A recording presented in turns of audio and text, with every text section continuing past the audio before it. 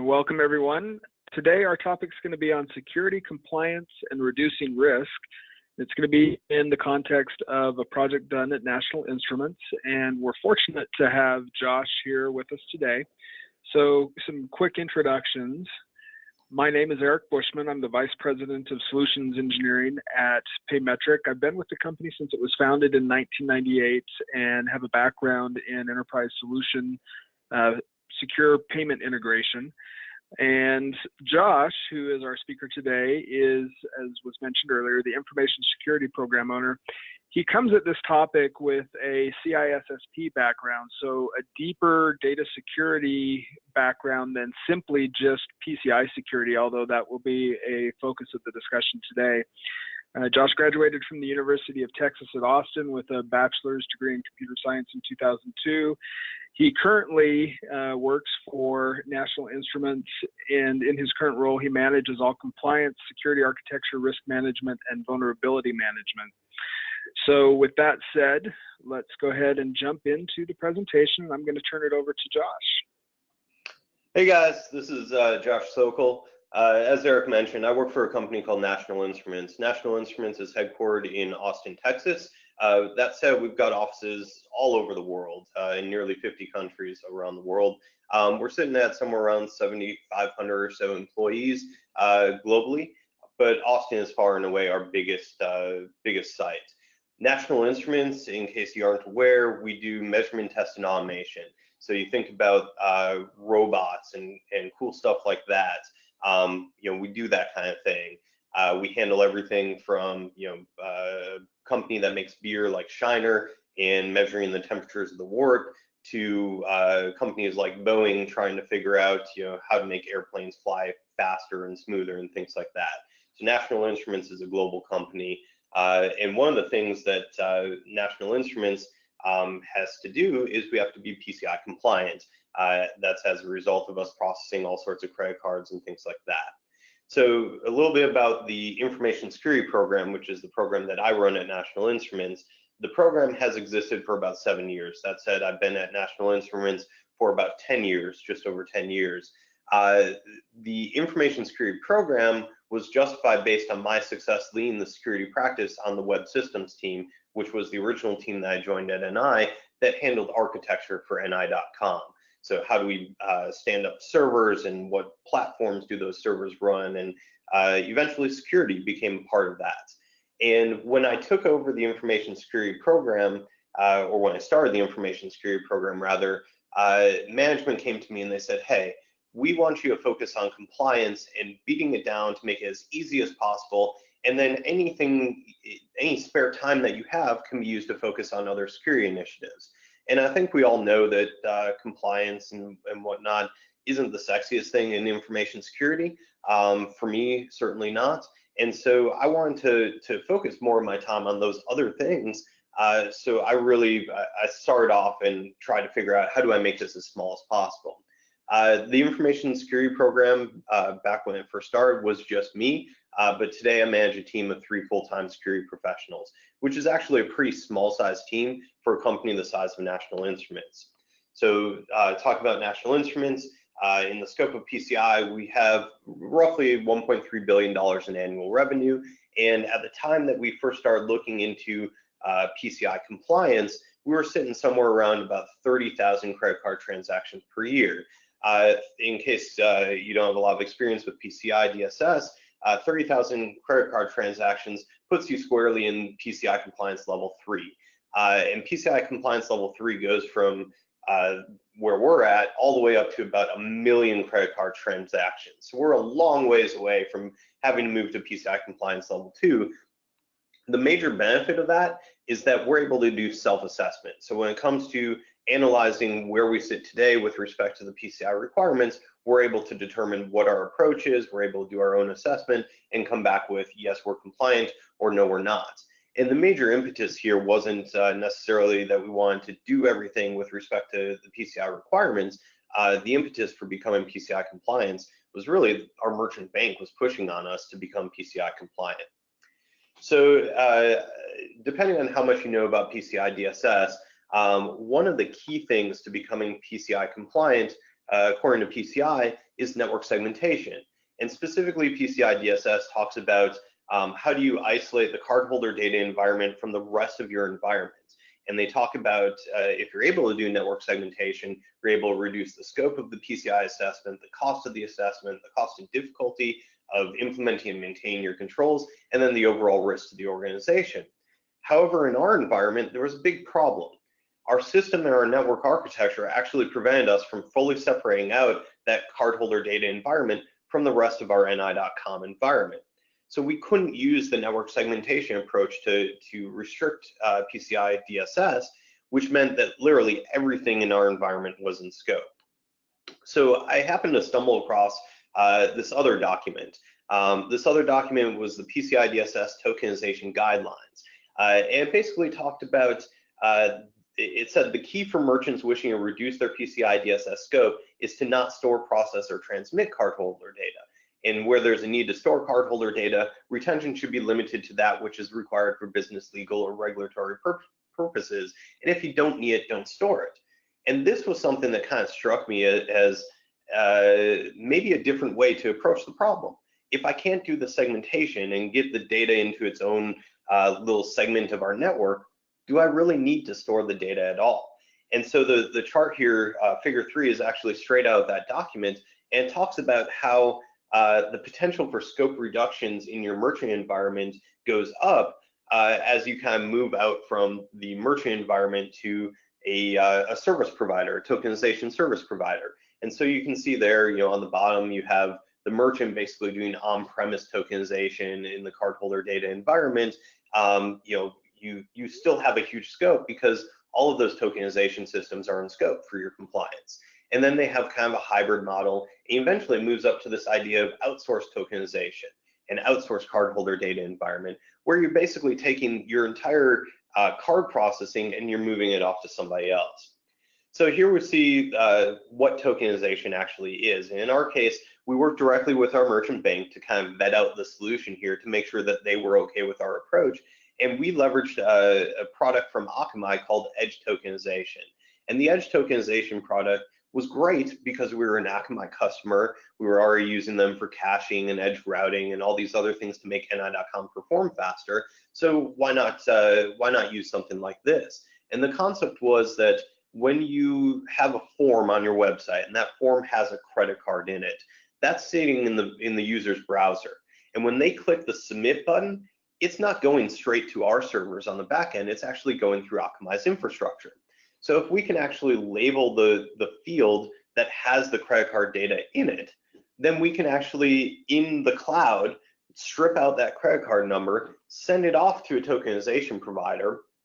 They do the tokenization piece, and when it actually gets posted through Akamai's network to our end servers, there's the token, not the credit card, because the credit card has made its way into the tokenization service provider. Win-win, right?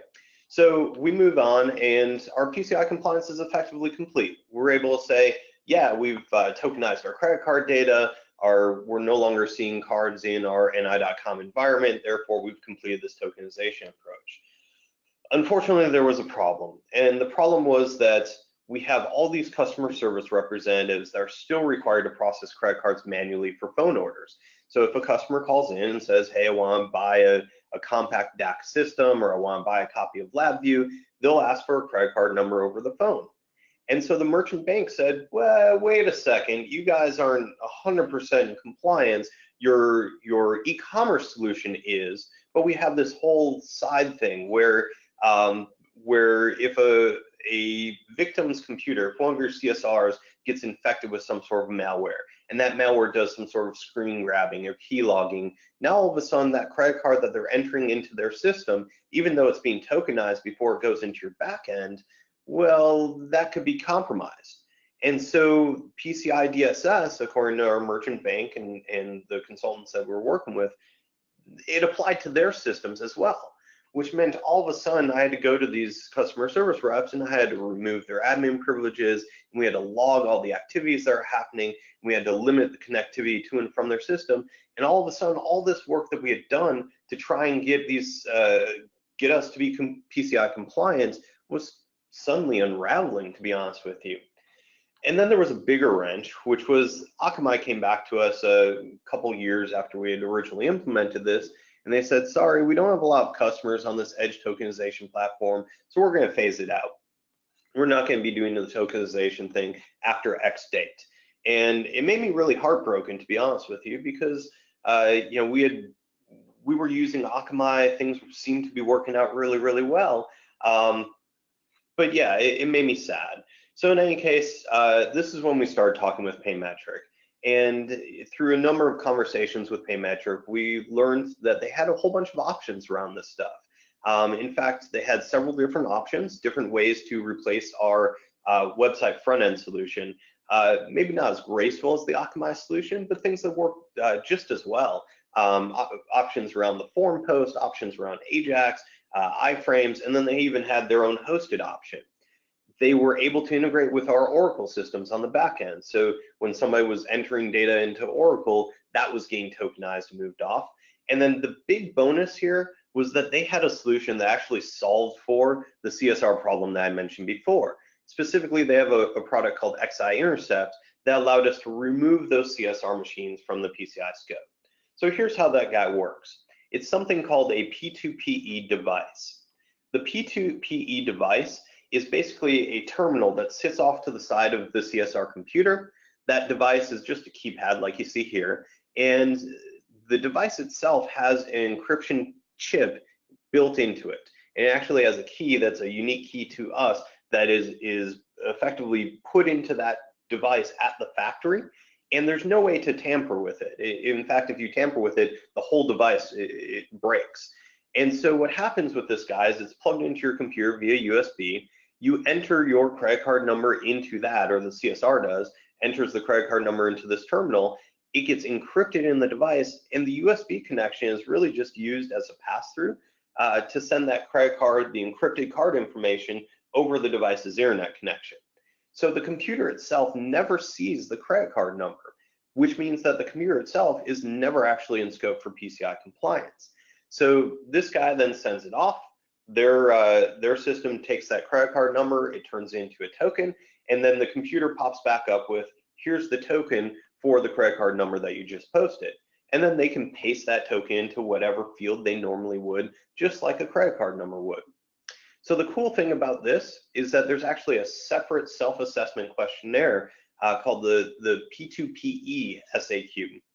And this SAQ actually takes the huge amount of PCI DSS requirements and it boils it down to just 3 requirements. Protecting the stored cardholder data, which you really don't have that data, that's all going to Paymetric. Restricting physical access to cardholder data, which again, that's falling on Paymetric, and then maintaining a policy that addresses information security for all personnel. So we have a policy, we tell the CSRs, here's how you handle the data. They know that they enter into this device, they know that those devices shouldn't be tampered with, and if there's any reason to believe that's been tampered with, they need to report that. But other than that, we're now able to say that we are PCI compliant on both the website and the CSR end via these methodologies. So as of July 7th, 2016, we filled out 2 PCI SAQs. One is the PCI SAQ-A. That was required for the website, but SAQ-A is actually a shortened form for everything that goes on ni.com. And then we filled out that SAQ P2PE, which was for those customer service devices. So as of July 7th, 2016, like I said, we were finally PCI compliant, and for the first time in NI's history, we were able to write that down in the form and turn that into our merchant bank. At this time, I'll pass it off to Eric. All right, thank you very much. So partnering with Paymetric, Josh has gone through several of the issues that were faced by National Instruments and some of the Paymetric solutions that were eventually utilized to help address those solutions. Let's jump into the next slide and talk about the security layers that tend to be involved when we look at a data security project. So each added layer of security provides greater benefit from a PCI, DSS, and data security perspective.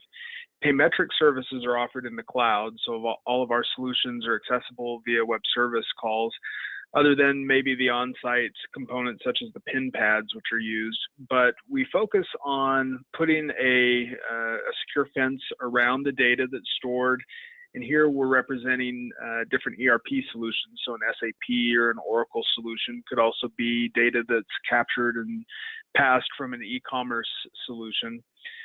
Those systems and the source of entry tend to be at an enterprise level, and the solutions for data security will help address PCI DSS at an enterprise level, but will still leave some exposure of raw data in the enterprise's network, perhaps on the workstation that the CSR is using to enter that data. And certainly there are times when a CSR, an associate, hears credit card information being presented over the phone from a customer. And so you still have exposure at those levels. As you move to the left with some of these solutions, and Josh has mentioned the PIN pad, the point-to-point encryption device, the use of that type of solution helps address the network and the workstation issues, and it secures the data as it's being entered in the PIN pad. So no longer are you having raw data transverse the network or the workstation. However, because the CSR needs to hear that card information in order to enter it on the PIN pad, there still is some exposure to the CSR themselves.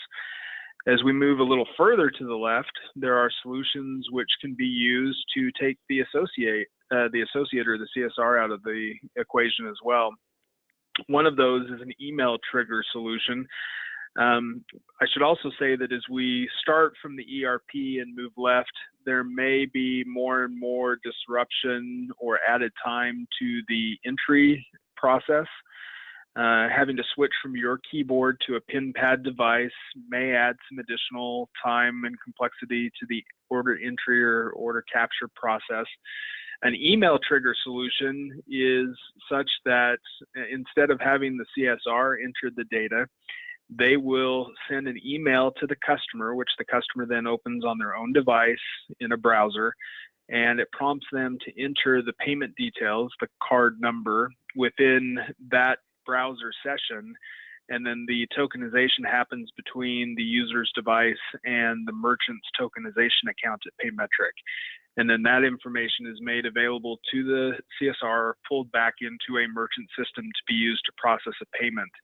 And that type of solution eliminates the CSR from the PCI DSS equation. So there are many different solutions available. It depends on what level of security you're looking for, which elements of your environment you're looking to exclude from a PCI DSS scope or from exposure to raw card information, and what additional complexity you're willing to add to that data entry or order entry process. But there are ways that we can completely exclude all of the different items that you see here from exposure to the raw card. So that's a look at some of the choices for addressing security and which elements within your environment you can exclude. As we move on to the next slide, what we do best is associated with our world-class data centers.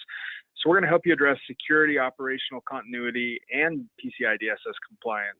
Because Paymetric services are cloud-based, we host all of those in our own data centers, and our data centers are world-class in Tier 4 infrastructure and managed services. We run these out of SunGard data centers, but Paymetric owns the servers. We have locked cages that only Paymetric employees have access to. The solution is built with a real-time redundant component, so we have a primary and a disaster recovery data center. The Paymetric internal SaaS operations and security teams are dedicated full-time employees of Paymetric, so we don't outsource the maintenance or management of the solutions themselves. That is all covered in-house. We do have a managed internal network operations center located in our Atlanta headquarters. And the data centers are based on high availability Tier 1 backbones. So we have the infrastructure and the resources provided through the SunGard data centers. They provide power, they provide the internet, they provide all the backup power sources such as generators, etc. Not only that, but they also provide us an SSA E16 SOC Type 2 compliance from SunGard, And Paymetric now has our own SOC 2 compliance. So double dipping there in some ways, where not only is our data center provider compliance, but Paymetric is now obtaining our own SOC 2 compliance. The high-speed connectivity is certainly an important component of our data center. With the number of merchants that we have accessing our services, we need to ensure that we have enough bandwidth to not only respond to hundreds of merchants, but also make sure that our response times are within the SLAs that we've provided. So we do focus quite a bit on monitoring and maintaining a high-speed connection to our data centers. And we do monitor the solution 24 hours a day. We also have monitoring performed by SunGuard that we leverage to ensure that the data centers, the infrastructure there, is up and running as expected. And the last slide we're going to have here is going to talk about the lessons learned and what plans for the future National Instruments has. So I'll turn this one back over to Josh. Yeah, thanks, Eric. So, when I approached the PCI compliance problem, I approached it in terms of being that security practitioner that Eric talked about early on. I wasn't necessarily looking for just that checkbox. In fact, to be honest with you, I don't care much about that checkbox. Addressing PCI compliance as a checkbox approach, it's cumbersome, it's time-consuming, and from a security practitioner perspective, it doesn't necessarily give you better security. And worse, it can potentially take limited resources away from the things that will actually improve the security for your organization. So when I looked at the tokenization approach to PCI compliance, the goal here was really protecting credit card data, because that's what PCI DSS is trying to do. The PCI is the payment card industry, and all they care about is payment cards and the protection of the payment cards. But from my perspective, what about intellectual property? What about bank information or employee data or 100 other things that we actually care about protecting in our organization? The credit cards, that's something that the merchant bank and that the payment card industry cares about. So now that we've moved to the tokenization approach, we're able to use PCI as a best practice, if you will. It's something that we can point to, we can look at, and we can say, yeah, these are things that we should do. These are things that make sense in our environment. And in some cases, these are things that don't make sense for us. These are things that, for whatever reason, our environment, like the network segmentation, it just didn't work that way. And so, one of the things that we're looking into now is things like ISO 27000 and NIST 800-171, these much bigger frameworks for controls in our environment. And we're trying to use these for a more complete picture of security, because to be honest with you, the PCI DSS, while it's good, it's very narrowly focused on just protecting the credit card data. And as a security practitioner, I have so many more things that I want to focus on. So that's where we sit today. And I think that, if you guys have questions, we'll hang around and we'll answer those questions. Excellent. So just as a last housekeeping note, we're showing a slide here that has an email address and a phone number that you can use to contact Paymetric should you have additional questions after this webinar concludes.